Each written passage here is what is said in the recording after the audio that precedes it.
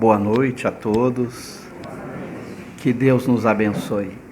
É uma alegria muito grande estarmos pela primeira vez nesta casa para conversarmos sobre o pensamento e a obra de Allan Kardec. Estamos aqui como representantes do Instituto de Divulgação Espírita Allan Kardec, que fica aqui na cidade de Curitiba. Quem quiser conhecer, basta entrar no site ideac.com.br, que lá terá o endereço e poderá nos visitar. Dentro do IDEAC, a gente divulga Allan Kardec para o mundo. A gente brinca que a gente é um pouco pretensioso. A gente não quer divulgar Kardec apenas para o Brasil. Por isso, os nossos projetos são multilínguas. A Kardecpédia está em 4 idiomas: português, inglês, francês e espanhol. O nosso sonho, o nosso projeto dentro do IDEAC é conseguir levar a Kardecpédia nos próximos 20 anos a 10 idiomas, não apenas dentro desses 4. Temos também o Kardec Books, que é a editora que pertence ao Instituto, cujos autores, eu e outros autores, doamos os direitos autorais dos livros para a manutenção das atividades do IDEAC. O Kardec Play, que é uma plataforma de vídeo aulas explicativas da obra de Kardec, onde a gente explica a obra de Kardec. Estamos explicando o Livro dos Espíritos, pergunta a pergunta, para aqueles que querem estudar esta obra admirável. Então nós convidamos vocês, quem quiserem conhecer esse projeto, basta entrar dentro do IDEAC, no site, e poderão conhecer todos os nossos projetos. A atualidade da obra, o que é o Espiritismo? Esse tema é muito importante neste ano de 2019, porque esta obra foi lançada em sua primeira edição, como vamos estudar aqui, em junho de 1859. Portanto, este é o ano em que ela está completando 160 anos. Daí a importância da gente conversar sobre essa obra. E nós vamos ver a importância desta obra para quem quer estudar o Espiritismo. Não é uma obra muito conhecida, por incrível que pareça. As pessoas costumam começar o estudo das obras de Kardec pela obra O Livro dos Espíritos. Alguns até invertem, começam pelo Evangelho segundo o Espiritismo. Mas Kardec sugere, como a gente vai ver mais adiante, uma ordem para se estudar a doutrina espírita. Nesta ordem por ele sugerida, como veremos, a obra O que é o Espiritismo está em primeiro lugar. Kardec recomenda como sendo a primeira obra a ser estudada pelo espírita. A edição que trabalhamos e que vamos mostrar aqui rapidamente a sua estrutura, o que contém essa obra, os seus capítulos, para provocar, para quem não conhece, sair daqui, comprar essa obra, se gosta de ler em papel, ou na própria Kardecpédia, gratuitamente, pode baixar a obra, ou pode estudar dentro da própria Kardecpédia. Então, Kardec lança uma primeira edição em junho. Era uma obra muito pequena. A gente tem na Kardecpédia apenas em francês esta obra para download, quem quiser conhecer a primeira edição. Depois ele faz uma terceira edição em janeiro de 62, em que ele faz uma revisão e ele muda um pouco a obra. Mas a edição definitiva, aquela que é hoje utilizada na Kardecpédia, que é traduzida aí por vários tradutores brasileiros, é a 6ª edição de janeiro de 1865, em que Kardec aumenta consideravelmente a obra. A primeira edição era uma obra bem fininha. O que é o Espiritismo tem mais de 200 páginas, então é uma obra mais extensa que ele ampliou, remodelou, para nos legar o que nós temos hoje para estudo. E é esta obra de janeiro de 65 que nós vamos examinar aqui, extraindo alguns pontos importantes para a nossa reflexão. A obra foi tão importante na época que mesmo no ano de 1869, em janeiro, ela já tinha traduções tanto para a língua polonesa quanto espanhola. Então veja a importância da obra mesmo no período Allan Kardec, lembrando que em janeiro de 69, Kardec ainda estava encarnado, ele vai desencarnar em 31 de março de 69. Mas essa obra teve uma repercussão muito importante no movimento espírita da época, e a gente espera que na comemoração destes 160 anos, a gente possa dar também a importância que essa obra merece. Vejamos então a estrutura desta obra. Esta obra ela tem um preâmbulo ou um prefácio, em que Allan Kardec vai, no prefácio, além de apresentar a estrutura da obra, como a obra será dividida e o que ela contém, Allan Kardec vai responder à pergunta, como veremos mais na frente, o que é o Espiritismo. Então essa pergunta, o que é o Espiritismo? Ele já vai dar a resposta no prefácio, no preâmbulo da obra, para que o leitor já soubesse o que ele vai encontrar na obra. Então ele já dá a resposta sintética do que é o Espiritismo. Como nós vamos ver, ele vai apresentar duas definições do que é o Espiritismo, que são as definições mais completas sobre o que seja verdadeiramente o Espiritismo. Claro que vocês iriam perguntar, mas então para que ele fez o resto da obra? Para explicar e justificar por que a resposta era aquela que ele já deu no prefácio. Então ele começa respondendo no prefácio para que o leitor saiba o que ele vai encontrar mais adiante ao longo da obra. Depois ele tem um capítulo 1, que vamos entrar daqui a pouquinho, chamado Pequena Conferência Espírita, em que Allan Kardec vai fazer num formato didático muito relevante, que são os diálogos. Isso é algo muito importante, porque quando a gente está estudando uma doutrina científico-filosófica como o Espiritismo, Kardec procurou ajudar o leitor, fazer com que o leitor encontrasse um certo prazer na leitura da obra. Este prazer que você encontra lendo diálogos. Na história do pensamento humano, existem duas formas didáticas de apresentar uma doutrina científico-filosófica, que são as formas mais atraentes, mais agradáveis de se apresentar uma doutrina rica e profunda como o Espiritismo. A primeira delas é a forma de diálogo, que foi mostrado e inaugurado nos famosos diálogos de Platão, quando Platão vai apresentar suas ideias e o pensamento de Sócrates na forma de diálogos. Ler um diálogo é algo agradável, porque são personagens conversando. Então isso faz com que você tenha um certo prazer ao ler esse tipo de obra. Aproveitando esse formato de diálogos, eu também escrevi 2 livros, O Espírito e Matéria e Os Espíritos e os Homens, no formato do diálogo, aproveitando um pouco esta dica que Kardec nos deixa, que veio já de Platão, de que escrever no formato do diálogo tende a ser mais agradável para o leitor.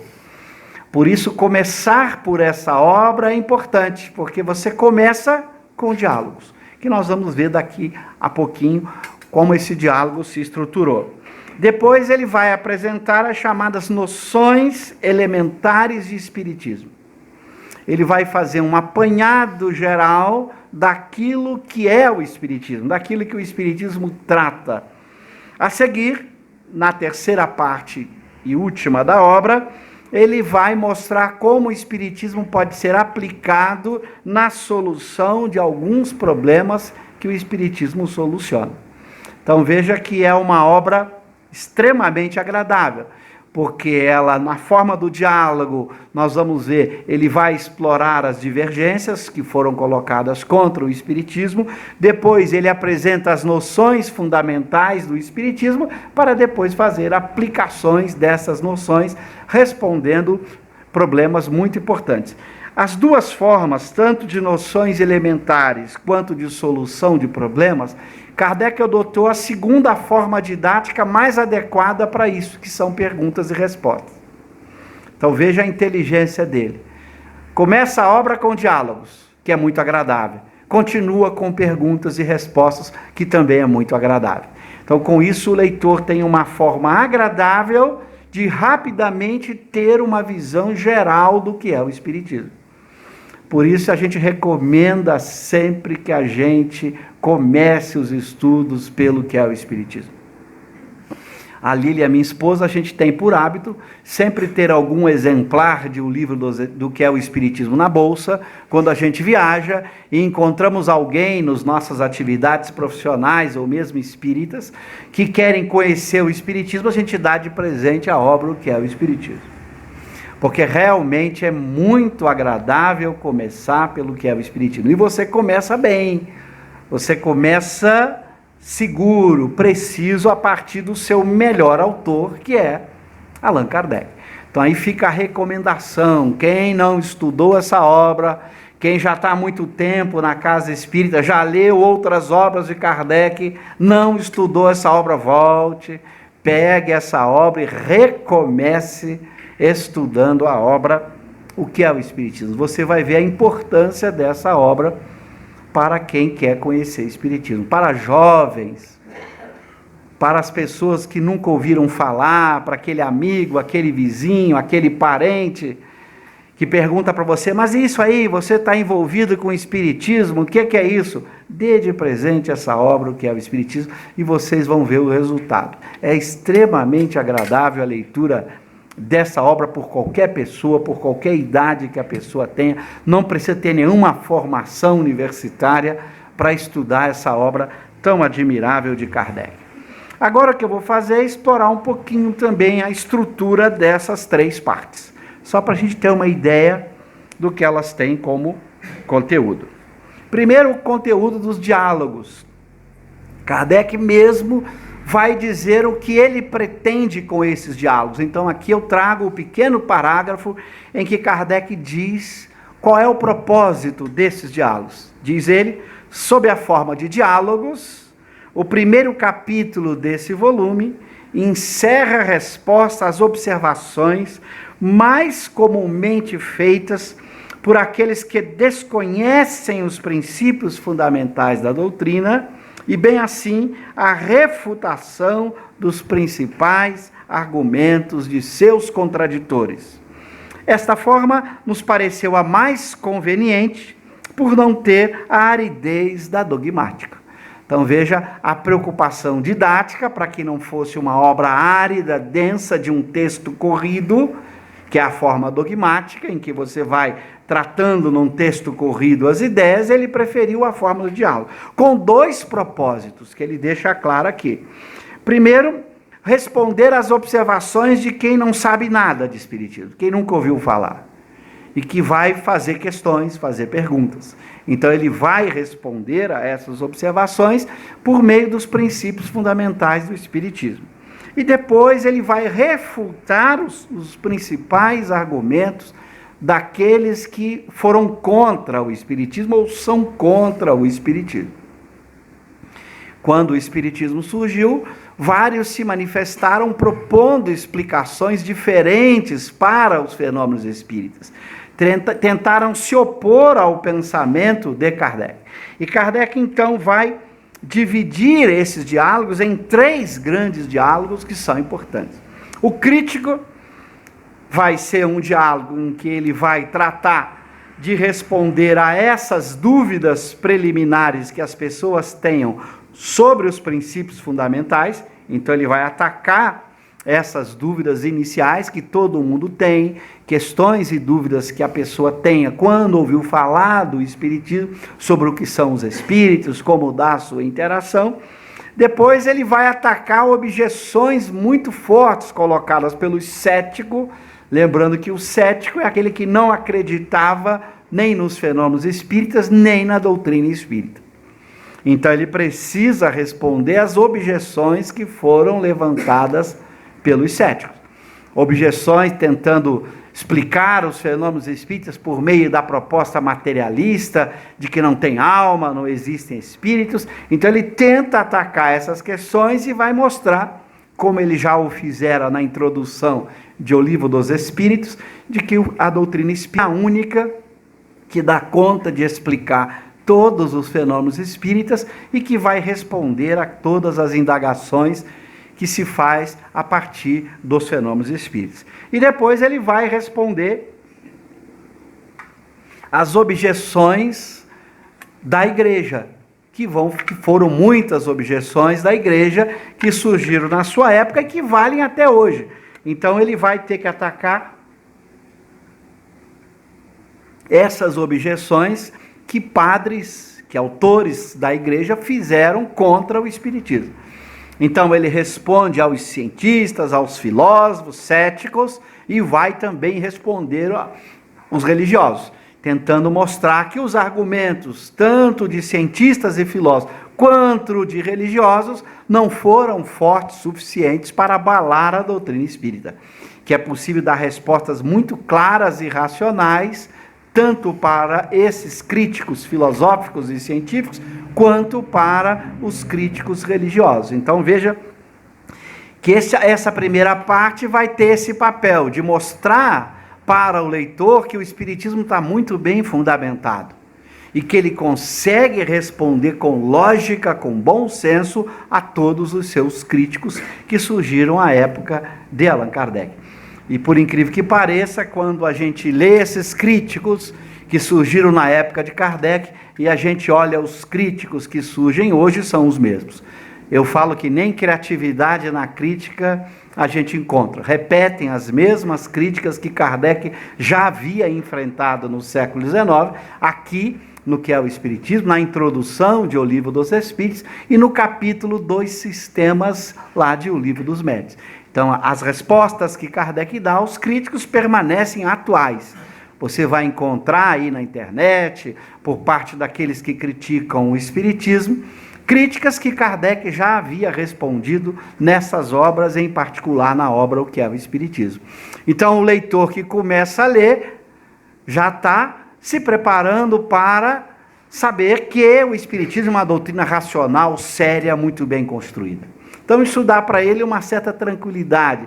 Ele não vai ler um livro místico, com invencionice, um livro com ideias esquisitas. Não, as ideias estão muito bem fundamentadas, as críticas estão muito bem respondidas. Então, nessa primeira parte, agradável porque é feita na forma de diálogo, por outro lado, dá a você, ao leitor, uma tranquilidade de que ele vai encontrar dali para diante uma doutrina muito bem fundamentada, que é capaz de responder às críticas que foram feitas e que continuam sendo feitas por aqueles que não levam a sério o Espiritismo.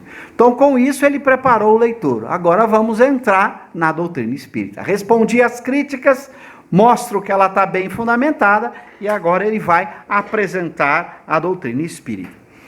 No capítulo 2, ele faz aquilo que ele chamou de noções elementares de espiritismo.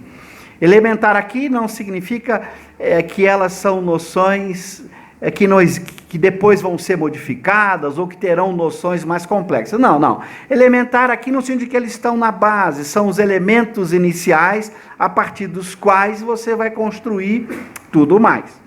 Então ele vai dizer, neste segundo capítulo, damos uma exposição sumária das partes da ciência prática e experimental, sobre as quais, na falta de uma instrução teórica completa, o observador novato deve fixar a sua atenção para poder julgar com conhecimento de causa. É aproximadamente um resumo de O Livro dos Médiuns.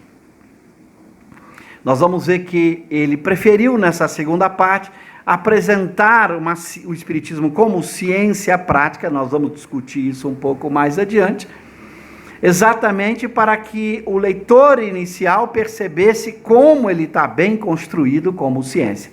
E quais são as leis fundamentais dessa ciência, quais são os princípios fundamentais dessa ciência. Por isso ele diz que esse capítulo 2 é como se fosse um resumo da obra O Livro dos Médiuns, que é a obra em que ele apresenta a ciência espírita de forma completa, com toda a teoria, com todo o detalhamento necessário para você estudar e compreender todos os fenômenos espíritas. Mas veja essa preocupação dele, ele já vai fazer um resumo dessa ciência, para que você, numa primeira leitura, saiba o que você vai encontrar em outras obras, em outros textos, que serão um aprofundamento dessas noções elementares. E ele dividiu essa estrutura, esse segundo capítulo de noções elementares, em vários itens, para a gente ter uma ideia da abordagem que ele vai fazer. Depois de fazer observações preliminares sobre como ele vai desenvolver os diversos itens e como o Espiritismo vai ser construído, ele vai escolher alguns temas importantes. Ele começa tratando dos espíritos, porque é o tema fundamental do Espiritismo, como a gente vai ver. Nós vamos ver que o conceito de Espiritismo nasce da ideia de espírito. O Espiritismo estuda os espíritos. Então é o elemento chave, o elemento mais importante da ciência espírita são os espíritos. Eles começam com esses espíritos, estudando o que é esse espírito. Depois ele aprofunda a interação do espírito com os homens, estudando a comunicação com o mundo invisível, de que maneira os espíritos se comunicam com os homens, o que vai ser desenvolvido com propriedade em O Livro dos Médiuns. Vai mostrar que essa interação dos espíritos com os homens tem uma finalidade, tem um objetivo, não é apenas um divertimento, um passatempo, ou apenas uma mera construção teórica, mas tem um objetivo providencial muito importante, a forma como nós vamos entender o próprio sentido da nossa existência. Para que nós estamos aqui? Qual é o objetivo da nossa existência, já que somos espíritos imortais? Então nós vamos entendendo um pouco o papel de cada um de nós nesse universo extraordinário. Vamos entendendo o sentido da nossa existência, da nossa vida, e vamos respondendo as mais importantes questões filosóficas que o Espiritismo trata. Aí ele entra nos médiuns, que são exatamente as pessoas dotadas de faculdades para permitir essa interação dos espíritos com os homens. Vai discutir resumidamente os escolhos, as dificuldades, os problemas por trás da prática da mediunidade. Ela tem dificuldades, ela enfrenta uma série de questões que é importante a ser discutida, e ele vai fazer aqui um resumo, o que ele vai tratar depois longamente no Livro dos Médiuns, o problema das obsessões, o problema da identidade dos espíritos, os processos de comunicação dos espíritos com os homens, que sofrem uma série de interferências. Então ele vai tratar resumidamente desses escolhos, depois vai discutir rapidamente sobre a qualidade dos médiuns, deixando claro que você tem uma discussão sobre a faculdade mediúnica e sobre valores morais como coisas distintas. O indivíduo pode ter uma excelente faculdade mediúnica e ser uma pessoa não moralizada, não há uma relação direta entre a faculdade mediúnica e a moral, mas a relação direta será entre a faculdade e o uso dela. Quer dizer, se você é moralizado, você vai fazer um uso adequado dessa faculdade mediúnica. Depois, é claro, ele vai discutir o charlatanismo, que é a falsa faculdade mediúnica, quando, na verdade, o fenômeno mediúnico não está presente, mas tem exatamente aí a enganação. Depois ele discute a identidade dos espíritos, um tema que vai ser aprofundado num capítulo de O Livro dos Médiuns com esse título, a identidade. Não é fácil o problema da identidade dos espíritos, porque Kardec vai comentar em O Livro dos Médiuns que há inclusive falsários no mundo espiritual como usar na Terra. Então você não pode confiar nem na assinatura. E há exemplos, a gente tem na Kardecpédia, para baixar em francês, uma obra de um médium da Sociedade Espírita de Paris, o tempo de Kardec, Sr. Rose, que psicografou muitas mensagens de vários espíritos, com assinatura de Espírito de Verdade, Lamennais, Santo Agostinho, São Luís, e ele publicou em livros. Kardec recusou várias dessas mensagens. Embora quando ele estava na Sociedade de Paris, ele recebeu várias mensagens desses espíritos também. E a assinatura era a mesma. Então Kardec aceitou várias mensagens que esse médium recebia na Sociedade Espírita de Paris, como autênticas, genuínas, e recusou outras. O médium era o mesmo, a assinatura era a mesma. Então Kardec vai, nesse capítulo da identidade, mostrar que você não tem nenhuma garantia séria, a não ser analisando a qualidade do texto. Você vai julgar o texto por sua qualidade. E vai no Livro dos Médiuns usar, inclusive, uma frase que a gente usa na nossa editora Nobiltar: nobreza obriga, que é uma frase, alguns atribuem a Michel Montaigne, que foi bem anterior a Kardec, que viveu no século XVI na França.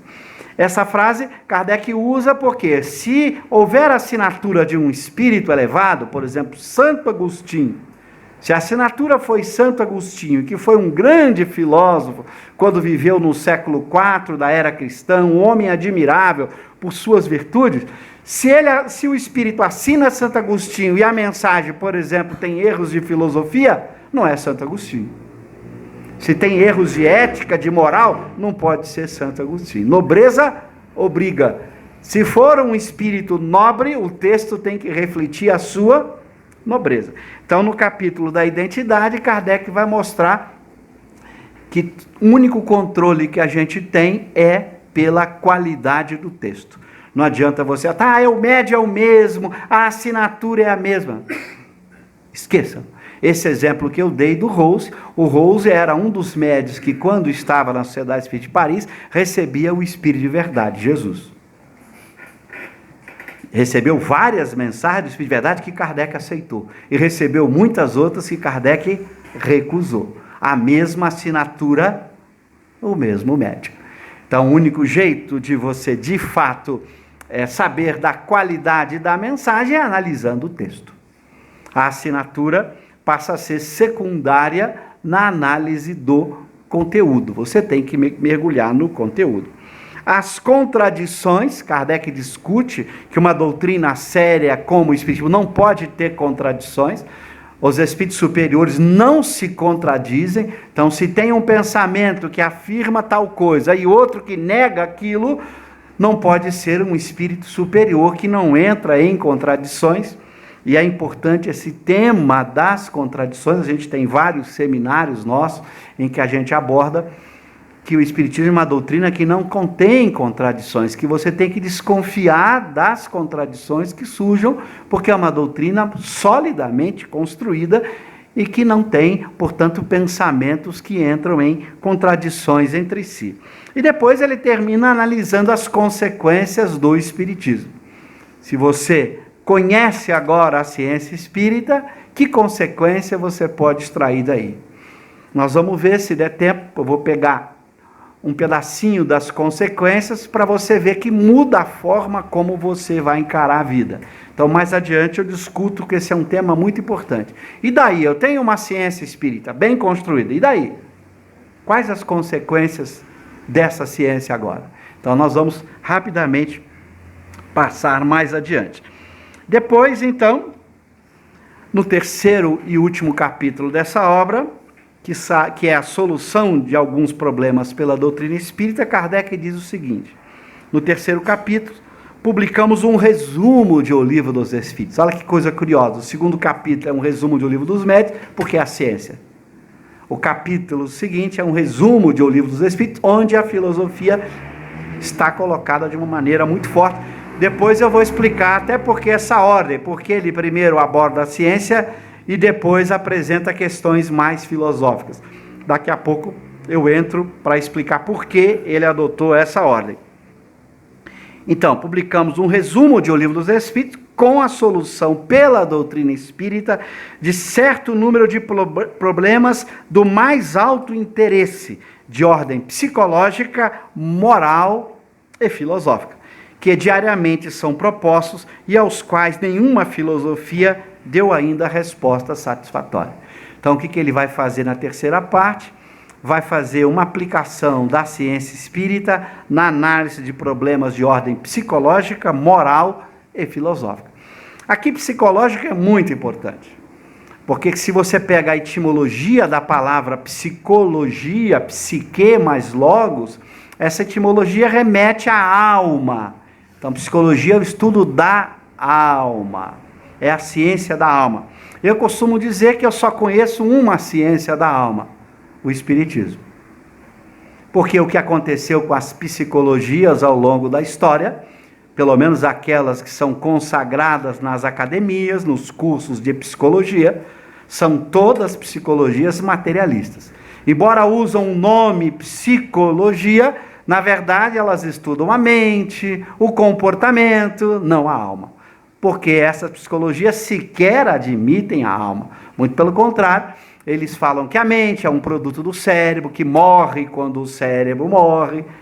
Então, eles são, na verdade, estudos materialistas do comportamento humano. Não são genuinamente psicologias no sentido etimológico da palavra. São psicologias num outro sentido de estudo da mente, do comportamento, mas a única ciência verdadeiramente psicológica, ou seja, a ciência que trata da alma como ser pensante que sobrevive à morte do corpo, a única que existe, bem construída, é o Espiritismo. Então isso é importante, por isso que Kardec vai entrar em problemas psicológicos, são problemas que envolvem a alma, não problemas que envolvem uma mente produto de um cérebro, como é a visão dos materialistas. Essa diferença parece importante, mas ela é essencial.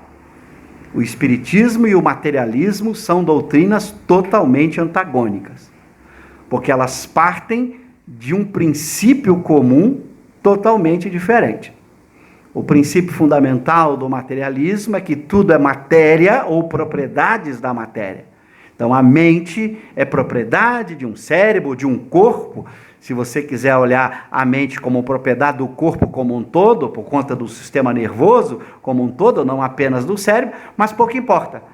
Na visão do materialismo, o pensamento, o desejo, o sentimento, as emoções, a vontade, tudo isso são propriedades de uma mente que é uma propriedade de um corpo físico. Isso é materialismo.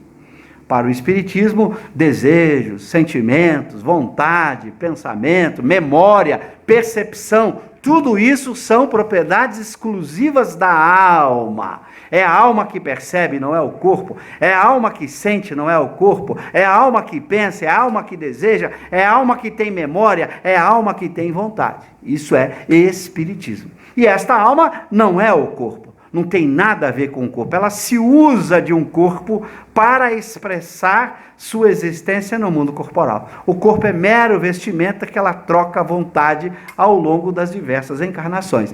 Então essa tese primeira cria uma barreira intransponível entre materialismo e espiritismo. Não dá para juntar os dois. São teses antagônicas. Ou você aceita que a alma é imortal, ela é a responsável por todos os fenômenos mentais, ou então você acha que é a matéria, o cérebro, o corpo, que cria uma mente que produz tudo isso. Então são dois pontos de vista totalmente antagônicos. Então não é possível conciliar materialismo com espiritismo. São doutrinas absolutamente opostas. Por isso que Kardec vai dizer na introdução de O Livro dos Espíritos, que o Espiritismo é o mais terrível antagonista do materialismo. Se vocês duvidarem, quem tem aí a Kardecpédia, é só botar assim, antagonista do materialismo, no buscar da Kardecpédia, que vocês vão achar lá o texto onde Kardec cita esta frase. Aliás, a gente brinca que a Kardecpédia faz com que todo mundo que fala de Kardec tome mais cuidado. Porque basta você ir na lupa, no buscar, botar a frase que foi dita. Como ali estão todas as obras de Kardec, se você achar ali o pensamento, se você não achar, Kardec não disse. Então, a Kardecpédia nos obriga a ter muito cuidado nas citações, porque ela contém todas as obras que Kardec escreveu. Mas é importante essa diferença para que a gente entenda que não há uma forma de conciliação. A gente respeita as psicologias materialistas do mundo, mas não tem nada a ver com o espiritismo. O espiritismo trata da alma.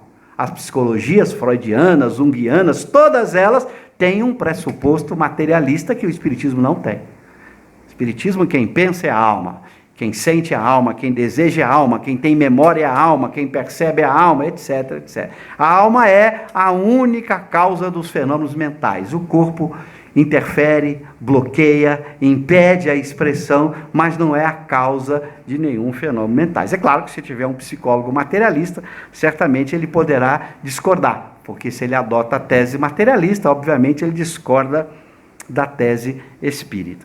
Mas é importante que a gente saiba o que é o espiritismo, o que ele nos diz e de que maneira ele trata a questão da alma.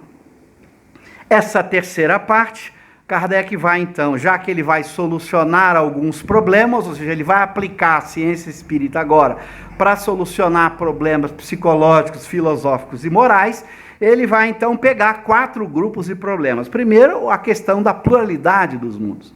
Aqui entra o problema das diversas existências corporais dos espíritos nos diversos mundos.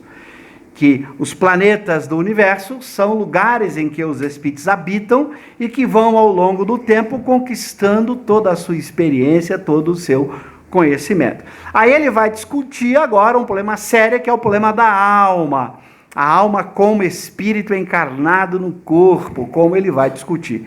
Se a alma é espírito encarnado num corpo, esta é uma visão. A outra visão que nós vamos ver é a alma apenas como ser pensante. Kardec utiliza 3 conceitos de alma nesta obra. Se der tempo, eu apresento esses 3 conceitos. Ele utiliza 3 conceitos. A alma como apenas ser pensante, a alma como espírito encarnado e a alma como sinônimo de espírito. Então você vai encontrar na obra e, de acordo com o contexto, você tem que saber. Ele está falando aqui de alma como sinônimo de espírito e está falando de alma só como a parte pensante, ou seja, a alma mais perispírito é que seria o espírito.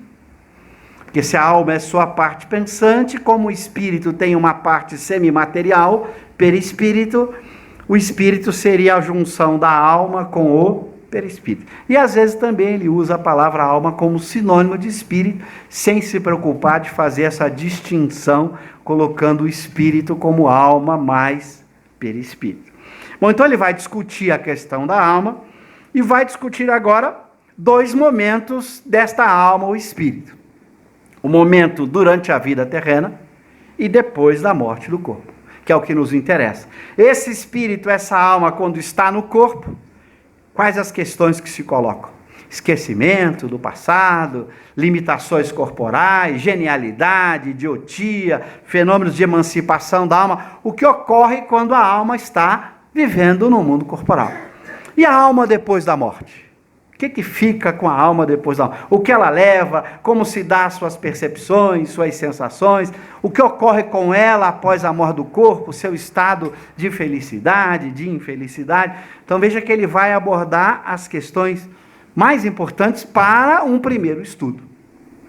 Então a pessoa vai entender o que é a alma, vai perceber como ela vive no corpo quando é encarnada e quais são as condições de vida após a morte do corpo. Com isso ele fez uma síntese das principais questões que ele vai aprofundar nas outras obras. Lembrando que isso aqui é uma obra introdutória para provocar você. Você tem que sair dessa obra com uma vontade de aprofundar esses temas, de mergulhar nesses temas. Esse é o objetivo dessa obra. Além de te dar uma noção bem embasada do que é o Espiritismo, provocar você a continuar estudando essa doutrina especial. Agora, como eu disse no começo, Kardec vai no capítulo do livro dos médiuns chamados do método, eu explico isso com detalhes no meu livro Ordem Didática.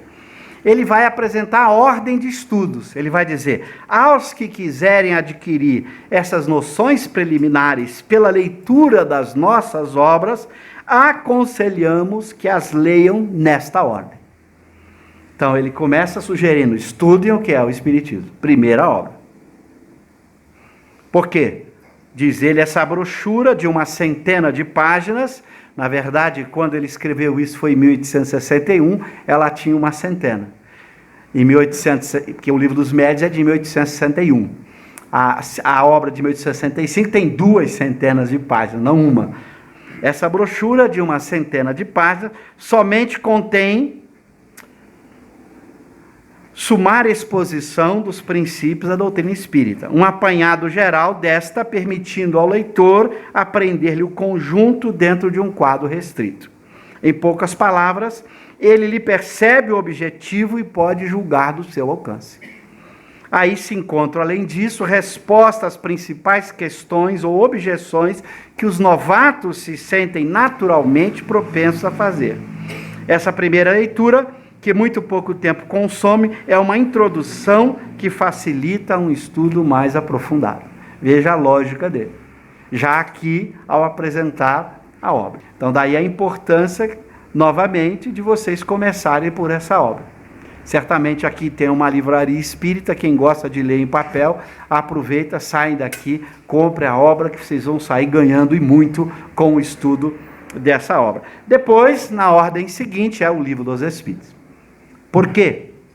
Porque o Livro dos Espíritos contém a doutrina completa, como ele vai dizer no segundo parágrafo da introdução de O Livro dos Espíritos. E como eu explico no meu livro Ordem Didática.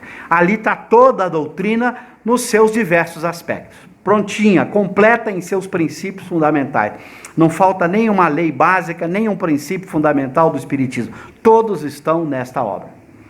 Depois as outras obras, aqui ele recomenda o Livro dos Médiuns, não colocou as outras, a Gênesis, o Céu, o Inferno e o Evangelho, porque elas seriam escritas depois que ele escreveu isso aqui. Ele escreveu isso aqui em 1861.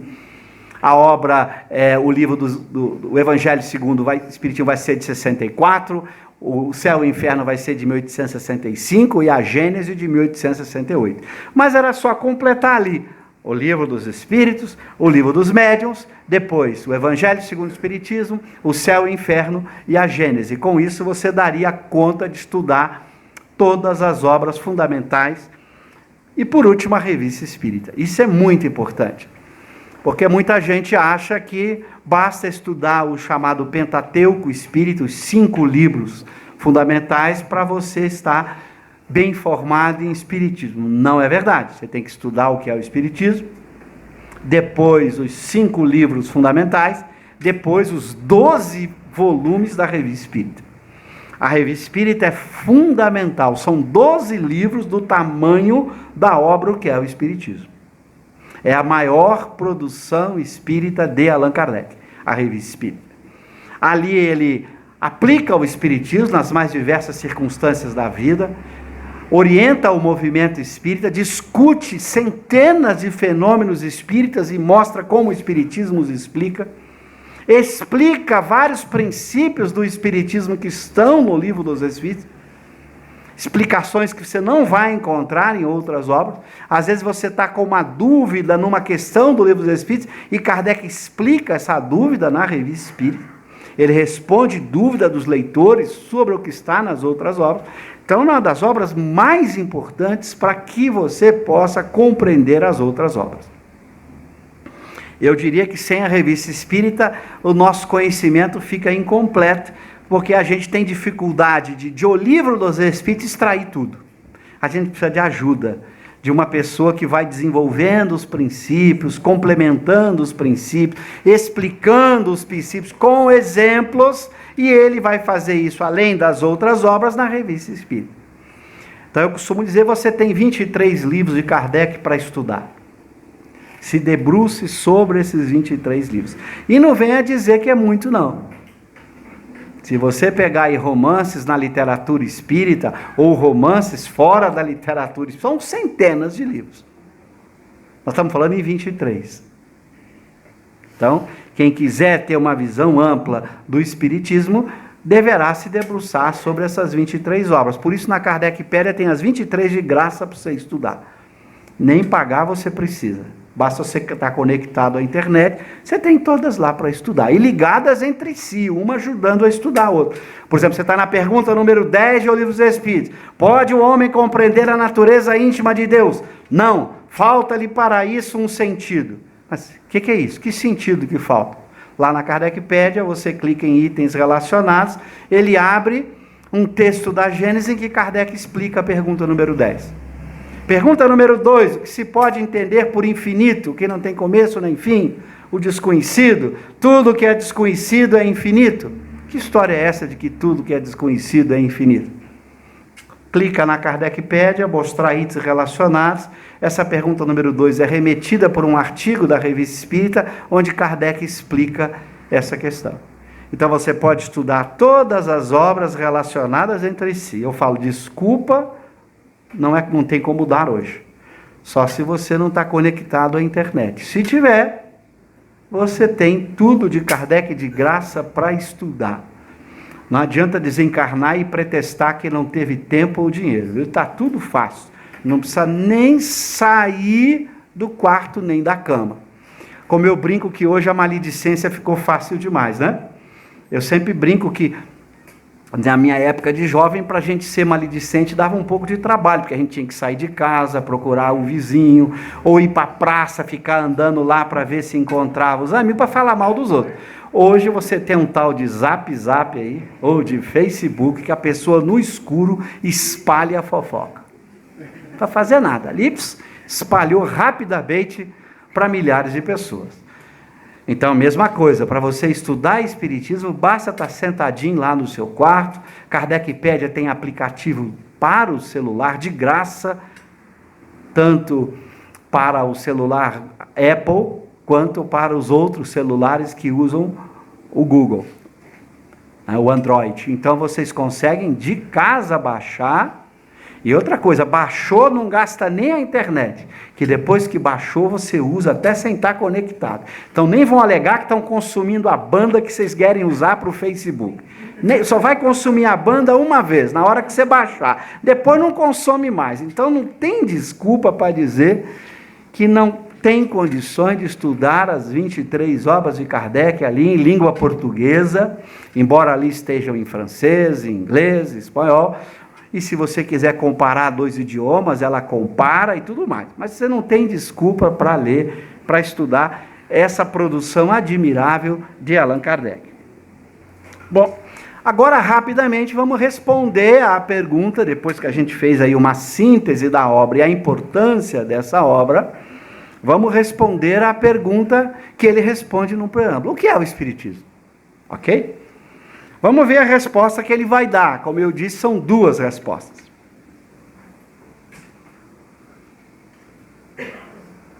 A primeira delas, o que é o Espiritismo? Kardec responde: o Espiritismo é, ao mesmo tempo, uma ciência de observação e uma doutrina filosófica. Aqui ele sintetiza. Ciência de observação, o que é isso? São ciências que dependem da experiência, por exemplo, como a física, a química, a biologia, a sociologia. Não são ciências só da razão, como, por exemplo, a lógica, a matemática, que você basta no quarto, no escuro, pensando que você estuda e resolve. Não, você precisa ir para o laboratório da mediunidade, você precisa interagir com os espíritos. Por isso é uma ciência de observação. Usa a razão mais experiência, mais observação. As ciências da razão usam só razão, como matemática, como lógica, como filosofia. As ciências de observação, não. Elas usam, além disso, o laboratório por meio da mediunidade.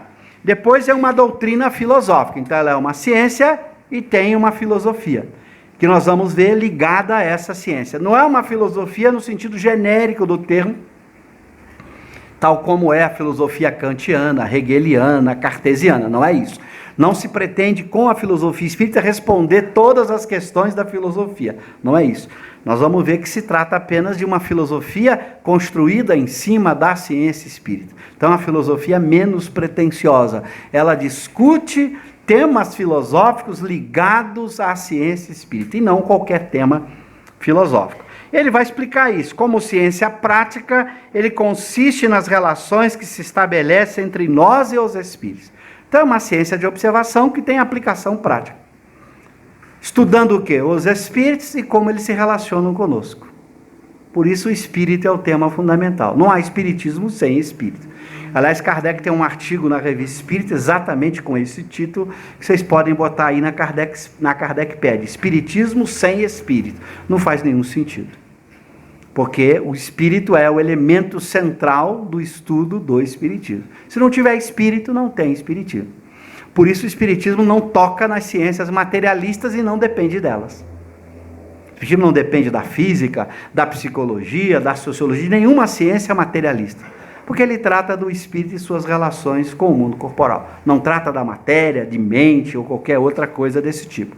Então ele é totalmente independente dessa ciência. Por isso você vai ver lá na introdução do Livro dos Espíritos, no item 8, Kardec produziu uma frase admirável. O espiritismo não é da alçada da ciência.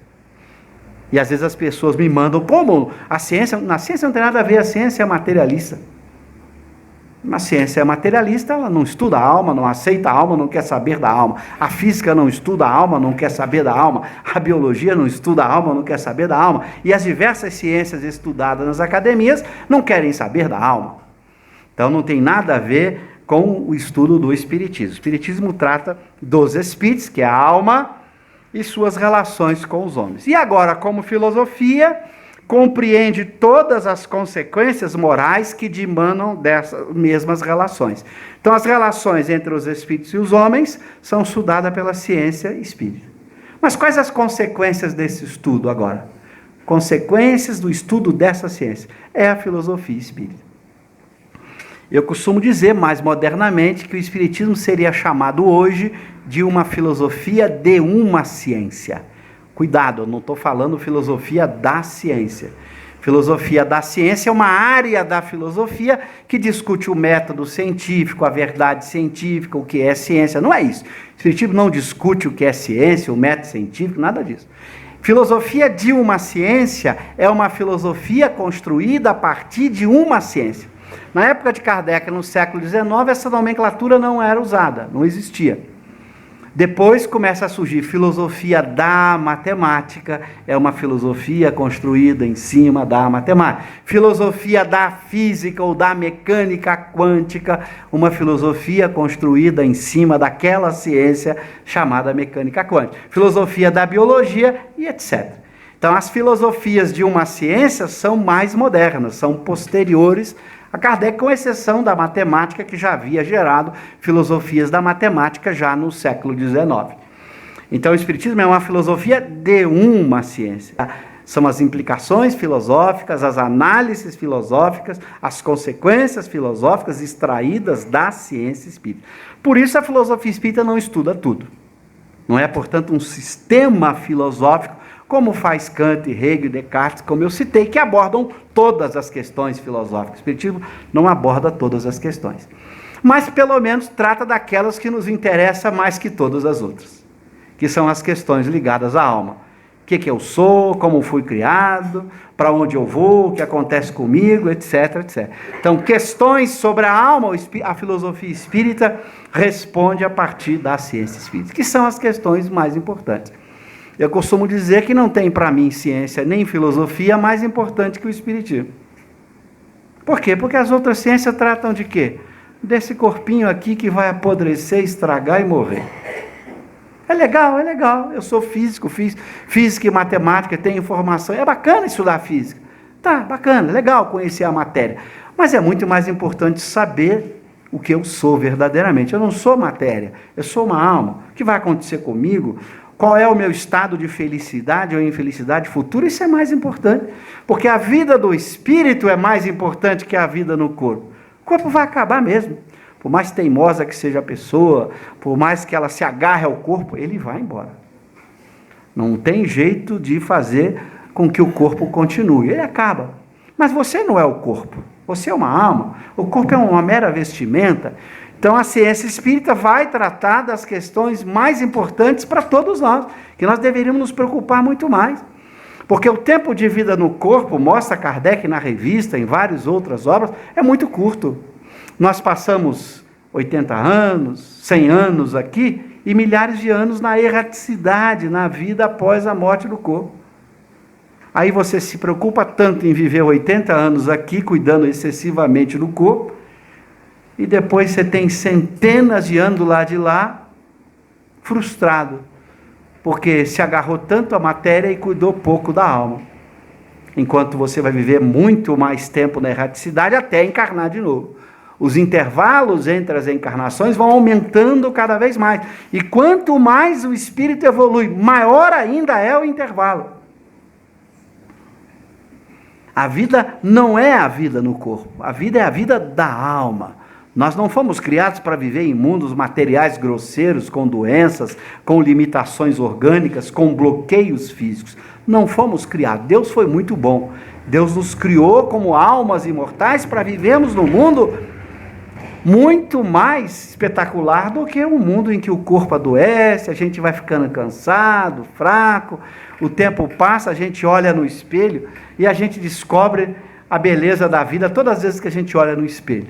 Eu brinco, o exercício de olhar no espelho é extraordinário. Porque cada vez que você olha no espelho, você vê o quê? O corpo indo embora. Aí você diz, nossa, graças a Deus que eu não sou o corpo. E você diz alegremente, Senhor, graças a Deus que eu sou uma alma imortal. Esta vestimenta está se desgastando. No primeiro dia em que a criança nasce, ela já começa a morrer. Porque vida e morte no corpo é um processo constante. Até que a morte definitiva no corpo acontece. E a alma sai feliz.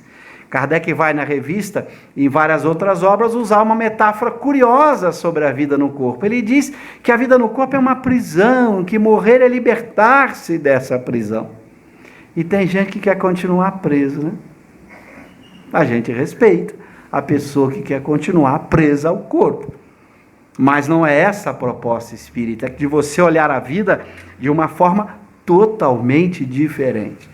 De você encarar a vida como uma realidade momentânea, a vida corporal, cuja realidade definitiva é as conquistas intelectos morais que você faz na vida. Tudo que a alma aprende, é isto que vale a pena. Os valores intelectuais, artísticos, científicos e principalmente os valores morais. Porque na escala espírita, o mais importante para dar o primeiro salto evolutivo na escala espírita são os valores morais. O espírito sai da terceira ordem, a ordem que nós nos encontramos, para a segunda ordem, dando o primeiro salto evolutivo, mudando os valores morais. E é fácil, vocês já devem ter cansado de me ouvir aí em palestra, quando eu digo que é muito fácil saber se a gente está na terceira, que é o mais baixo nível evolutivo, ou na segunda, que é o intermediário. São só 3 ordens, viu, gente? É terceira, segunda e primeira. Tem gente que quando a gente faz essa palestra, vão dizer, mas não tem uma 4ª ordem, não. Tem gente que quer cair mais ainda, né? Mas não tem. É só uma terceira. E é fácil você saber se você está na terceira ou segunda ordem. Basta você perguntar para você mesmo algo muito simples. Você sente de vez em quando, não precisa sentir sempre, tristeza, ciúme, mágoa, raiva, ódio, etc. Se você diz sim, de vez em quando eu sinto isso, então você está na terceira ordem. Pronto. Simples assim.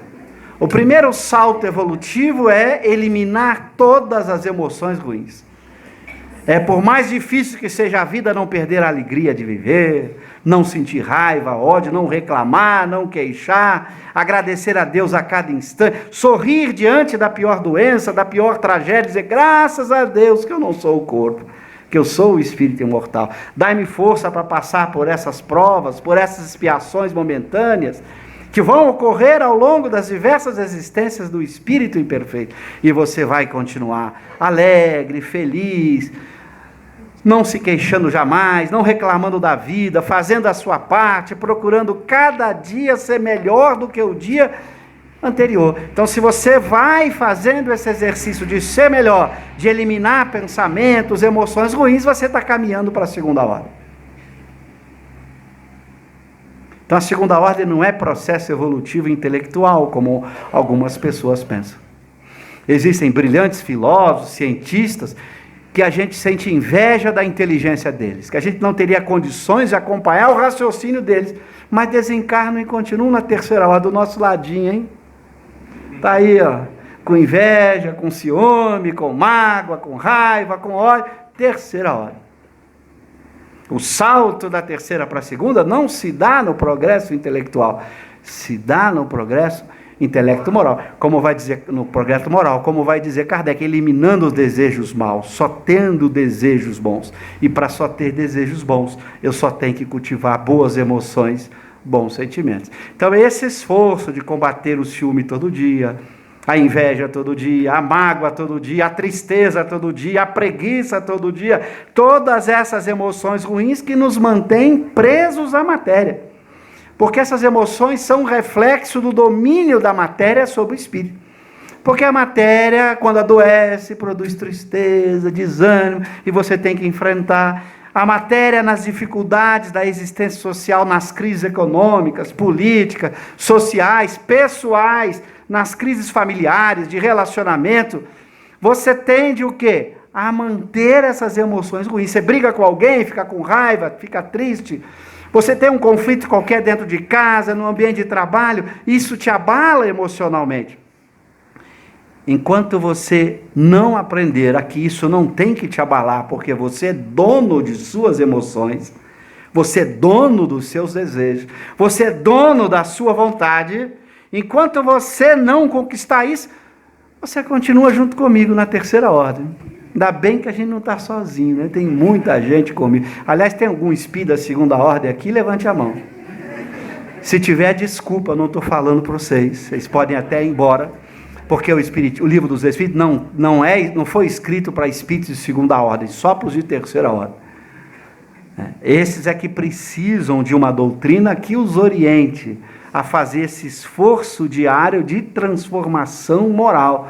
Lembra a definição kardeciana? Reconhece o verdadeiro espírita pela sua transformação moral e pelos esforços que emprega todo dia para vencer suas más inclinações, o ciúme, a inveja, a tristeza, a mágoa, a raiva. É esse esforço que faz o verdadeiro espírito. Então não é por saber de cor as perguntas do livro dos Espíritos, por ter decorado a Kardecpédia, nada disso constitui o verdadeiro espírito. Então não pense que aquele que domina toda a obra espírita vai chegar do lado de lá na segunda ordem. Se tiver emoções ruins, vai continuar na terceira ordem. E vai estar do seu ladinho lá. Ô cara, tu sabe o livro de cor, mas continua com ciúme, com inveja, com mágoa, com raiva, com ódio, com tristeza. Então seja bem-vindo aos mundos de provas e expiações. Só sairemos dos mundos de provas e expiações quando deixarmos de ser espíritos imperfeitos.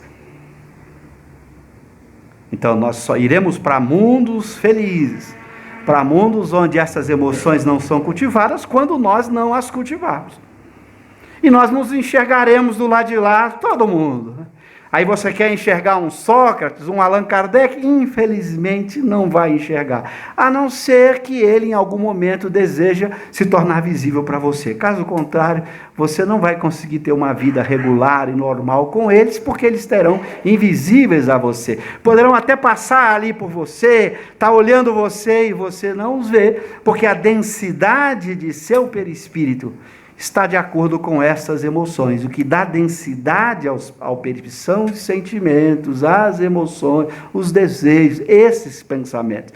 Se tem os sentimentos ruins, desejos ruins, vamos estar na mesma atmosfera espiritual, no mesmo nível evolutivo. Então, se a gente quer dar o salto, é o esforço moral em primeiro lugar. O intelectual é só ferramenta para ajudar.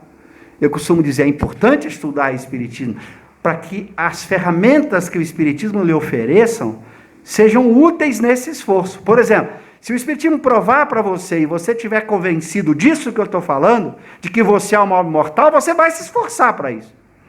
Agora, se você não estuda e tem dúvida, será mesmo que eu sou um corpo que pensa ou uma alma?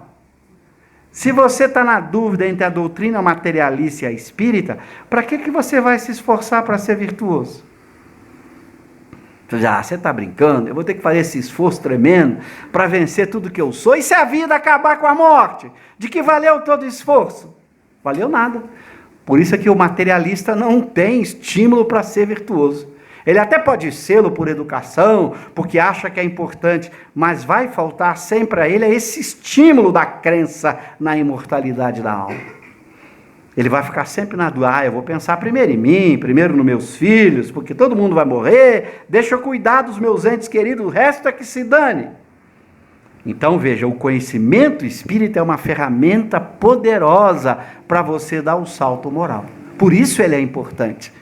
Não é pelo conhecimento em si, mas pelo emprego que você pode fazer deste conhecimento a benefício de você mesmo no seu processo de transformação moral. Eu falei inveja, mas o que é inveja? Como eu combato a inveja? Vai estudar Espiritismo que você vai saber. Eu falei em ciúme, em raiva, em ódio, como é que eu enfrento isso? Vai estudar o Espiritismo que você vai saber. Então o Espiritismo fornece as ferramentas intelectuais, práticas, para que você possa aplicá-las na sua vida moral e fazer essa transformação moral. Por isso a doutrina espírita é importante, e não como doutrina em si. Não é para deleite intelectual, a gente ficar aqui conversando intelectualmente.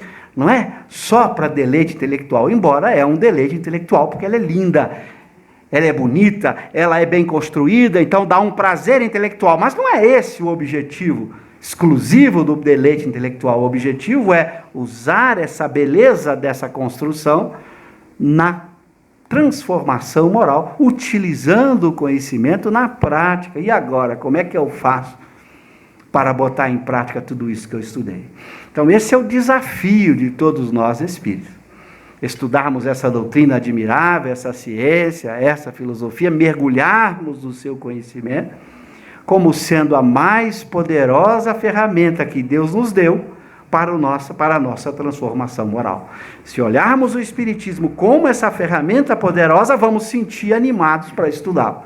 Vou estudá-la porque eu quero sair desta encarnação melhor do que entrei. Porque se eu voltar igual ao que entrei, perdi 80 anos, 90 anos de existência, vou ter que recomeçar. E lembro mais ainda, a fila é grande, viu? Para voltar de novo vai demorar muito tempo, porque tem muita gente que precisa de uma oportunidade, e você desbaratou a sua. Olha o que a consciência vai nos dizer. Você perdeu a sua oportunidade por 80 anos, agora tu já quer voltar para refazer o caminho? Agora espera, a sua vez vai demorar. Tem outras pessoas precisando desta oportunidade de refazer caminhos. Então que a gente aproveite o tempo, reflita na importância do tempo. São 70, 80, se for teimoso, 100 anos, mas vai embora. Não adianta a teimosia. Então aproveite esse tempo, não importa a idade, se tenha 50, 70, 80, estude o Espiritismo, mas acima de tudo, procure vivê-lo no dia a dia, trabalhando esse mundo de emoções para que você construa um mundo melhor. É por isso que eu costumo dizer, a gente tem que estudar Kardec, gente, para compreender Kardec, mas acima de tudo para viver Kardec, porque viver Kardec é viver Jesus na sua mais completa pureza. Muito obrigado, tenhamos uma boa noite, que Deus nos abençoe.